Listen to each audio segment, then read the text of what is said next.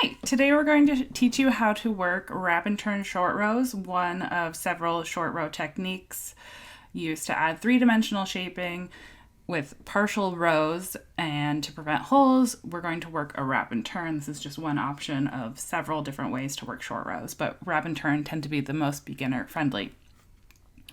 So what we're going to do is knit in and then zigzag back and forth with partial rows. Here's the same pattern with a contrast color coming in, the zigzags back and forth of short rows, and then exiting the short rows. To begin, we're going to knit to the point where our pattern instructs us to wrap and turn, and keeping the yarn in back, we're going to slip one purlwise, bring the yarn to the front, slip it back purlwise, and bring the yarn to the back to complete the wrap, and now we turn, and that's a wrap and turn. Now we're going to purl to our next wrap and turn. It will be worked a little differently because we are working purlwise. So, with the yarn in the front, because we've been purling, we're going to slip one purlwise, bring the yarn to the back, and slip that stitch back purlwise. Bring the yarn to the front to complete the wrap and turn our work, and we're set up to knit to our next wrap and turn.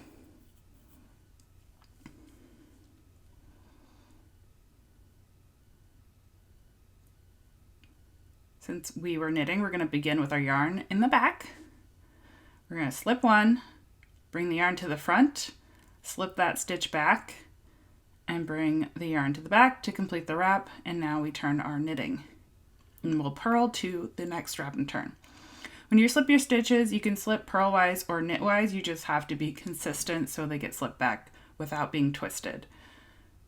So with our yarn in the front, we're going to slip one, bring the yarn to the back, slip that stitch back to complete the wrap, and now we can turn, and we'll want our yarn in the back again to continue knitting.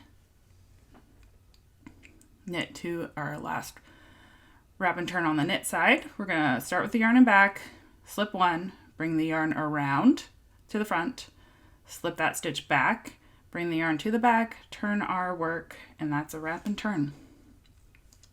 Now we'll purl to our last wrap and turn. We're working these from longest to shortest.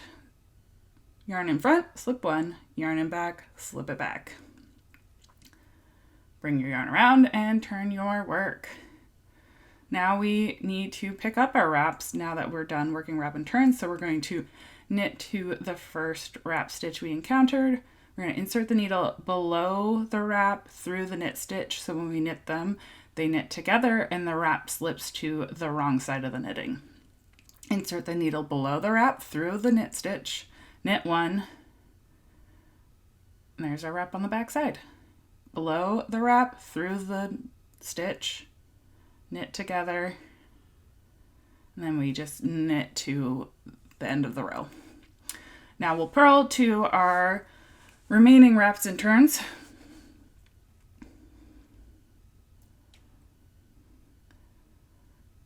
We want to insert our needle through the wrap from the back, which is going to be from the right side.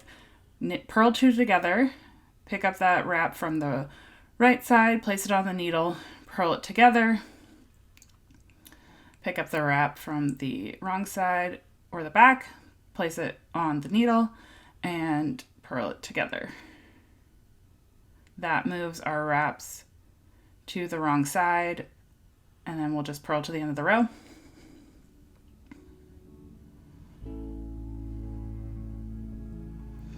And here you can see we've got a little three-dimensional shaping, but no visible holes, and all of our wraps are hidden on the wrong side, and that is how you work wrap and turn short rows. For more tutorial videos, like and subscribe.